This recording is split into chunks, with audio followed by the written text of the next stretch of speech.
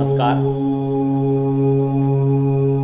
पिछले सत्रों में हमने आपसे चर्चा की थी कि मानव क्षमताएं व्यक्ति के व्यक्तित्व निर्माण से लेकर उसके उद्देश्य की प्राप्ति में किस प्रकार से महत्वपूर्ण योगदान निभाती हैं और संकल्प शक्ति जो मानवीय क्षमता है वो संकल्प शक्ति के विभिन्न प्रकार के उपायों विकसित करने के विभिन्न प्रकार के उपायों की आपसे चर्चा की थी।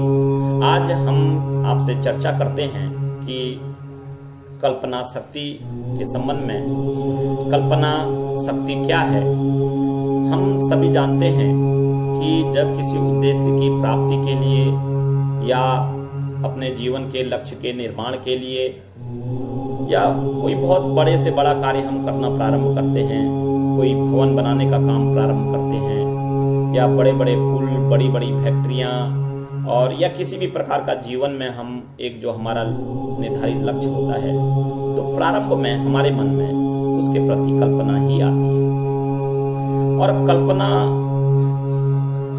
को हम साकार रूप देते हैं।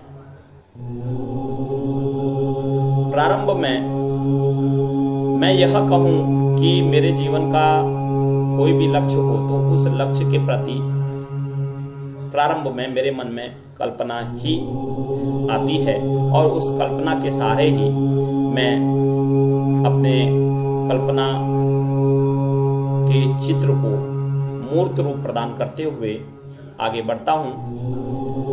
कल्पना एक प्रकार की मानसिक प्रक्रिया है जिसमें हम अपने अनुभव के आधार पर मानसिक रूप से एक नवीन रचना का निर्माण करते हैं। मानसिक योग्यता भी है यह जो हमारे भीतर की एक कल्पित प्रतिमा को जागृत करती है और हम उसी के आधार पर अपने वो कल्पित प्रतिमा के आधार पर उस कल्पित विचार के आधार पर ही हम अपने जो भी कल्पना होती है उसको साकार रूप देने का प्रयास करते हैं। कल्पना वास्तविकता से ठीक विपरीत क्रिया होती है या यह कहें कि जो कल्पना है वह वास्तविकता से ठीक विपरीत है जो वास्तविकता में होती है लेकिन वह धरातल में होती नहीं, लेकिन यह संभावनाओं और असंभावनाओं का खेल है। इसमें जो हमारे मन के भीतर जो भी कल्पना प्रकटित होती है हम उस कल्पना को संभव कर सकते हैं। यह निर्भर करता है हमारी मानवीय क्षमता पर और यह निर्भर करता है हमारी कल्पना शक्ति पर। हमारी कल्पना शक्ति जितनी ज़्यादा शक्तिशाली होगी हम उतने ही अपने मन में उठने वाली कल्पनाओं को साकार रूप दे सकते हैं और अपने लक्ष्य की प्राप्ति कर सकते हैं। प्रसिद्ध मनोवैज्ञानिक वुडवर्थ ने कल्पना को एक तरीके से मानसिक प्रहसन कहा और मानसिक प्रहसन यानी जो हमारे मन के भीतर जो भी भाव होते हैं उन भावों को एक नवीन ढंग से सजाकर एक नया रूप देने की प्रक्रिया को हम प्रहसन कहते हैं, जिसे मेंटल मैनिपुलेशन कहा जाता है। और हम अपने अनुभव के आधार पर ही जो हमारे भीतर जो कल्पनाएं होती हैं वो अपने अनुभव के आधार पर हमारे मन के भीतर कल्पनाएं उत्पन्न होती हैं और हम उन कल्पनाओं को नवीन रूप देने का प्रयास करते हैं। चिंतन और कल्पना एक तरीके से दोनों ही मानसिक क्रियाएं हैं, लेकिन चिंतन और कल्पना में अंतर है।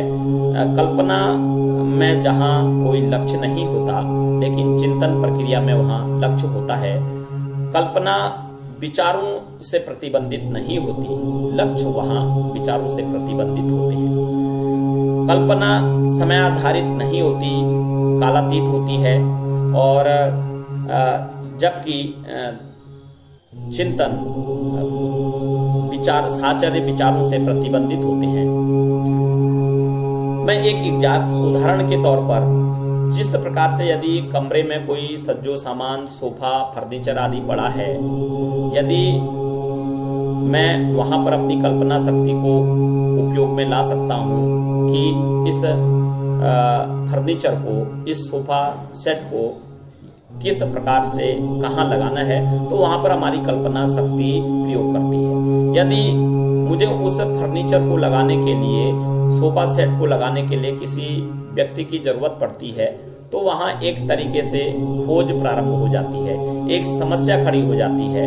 तो वह समस्या शारीरिक नहीं होती, मानसिक समस्या होती है।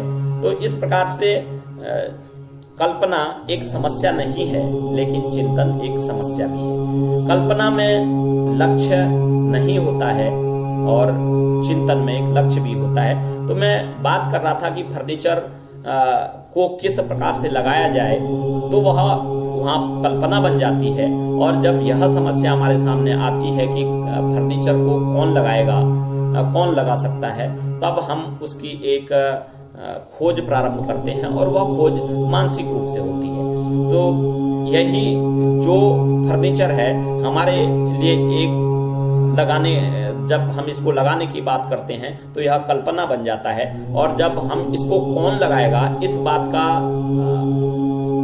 अपने मानसिक प्रक्रिया के तहत उसकी खोजबीन करना प्रारंभ करते हैं, तो यह एक तरीके से हमारे लिए चिंतन हो जाता है। यानी कल्पना और चिंतन में अंतर को आप भली भांति समझ गए होंगे। कल्पना में कोई लक्ष्य नहीं होता है, चिंतन में लक्ष्य होता है। कल्पना में कोई समस्या नहीं होती है, चिंतन में समस्या होती है। कल्पना विचारों से प्रतिबंधित नहीं होती है, चिंतन विचारों से प्रतिबंधित होता है। इस प्रकार से कल्पना की जो एक तरीके से कल्पना दृश्य रूप में भी हो सकती है। हमने कोई चीजें देखी और उसके मन में उसके प्रति या उसी प्रकार के भाव हमारे मन में निर्मित हुए। और श्रवण के रूप में भी हो सकती है कि मैंने किसी अपने मित्र को किसी चीज के बारे में कहते हुए सुना, तो मेरे मन में भी उस चीज के प्रति कल्पना होना प्रारंभ हो गई। और कल्पनाएं चाहकर भी होती हैं और कुछ कल्पनाएं स्वैच्छिक रूप से भी होती हैं। लेकिन जो स्वैच्छिक रूप से जो कल्पना होती है वह चाहकर होने वाली कल्पना से सरल होती है। तो इस प्रकार से हम देखते हैं कि दुनिया में जो कल्पना शक्ति है, कल्पना शक्ति का अपने आप में बहुत बड़ा योगदान है। अनेक मनोवैज्ञानिकों ने जीवन में कल्पना शक्ति के महत्व को स्वीकार किया है और उन्होंने यह भी कहा कि कल्पना शक्ति के द्वारा हमारा तनाव, दमित विकार दूर होते हैं। कई बार व्यक्ति को कुछ कार्यों को करने की इच्छा होती है, लेकिन समाज उन कार्यों को करने की अनुमति नहीं देता। तब वह दमित भावनाएं व्यक्ति के अवचेतन मन में चली जाती हैं और कल्पना या स्वप्न आदि के माध्यम से वह बाहर निकलती है।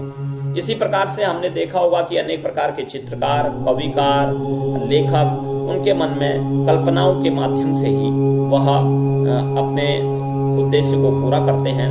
और अनेक प्रकार की शोधें हुई हैं कि जहां कल्पना शक्ति के द्वारा हम अपना तनाव दूर करते हैं, दूसरी तरफ शरीर की गतियों को बढ़ाने में, शरीर की पेशियों को बढ़ाने में भी स्वाभाविक रूप से कल्पना शक्ति का बहुत बड़ा योगदान है। और कई खिलाड़ी अपने खेल का अपनी कल्पनाओं में ही पूर्वाभ्यास करके उन्होंने अपने खेल के प्रदर्शन को सुधारा भी है।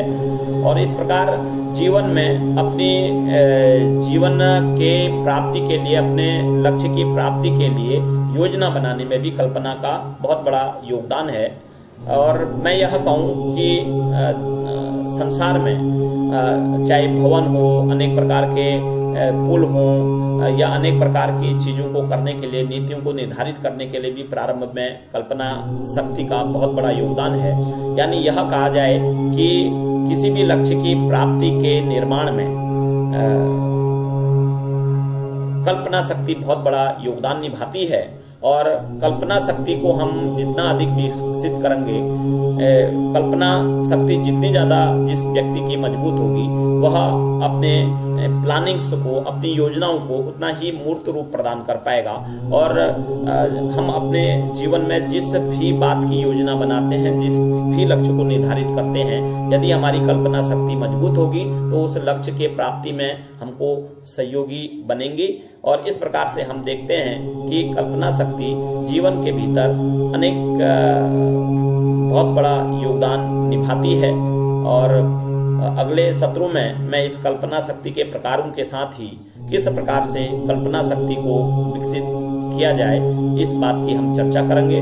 और आज के लिए इतना ही, धन्यवाद।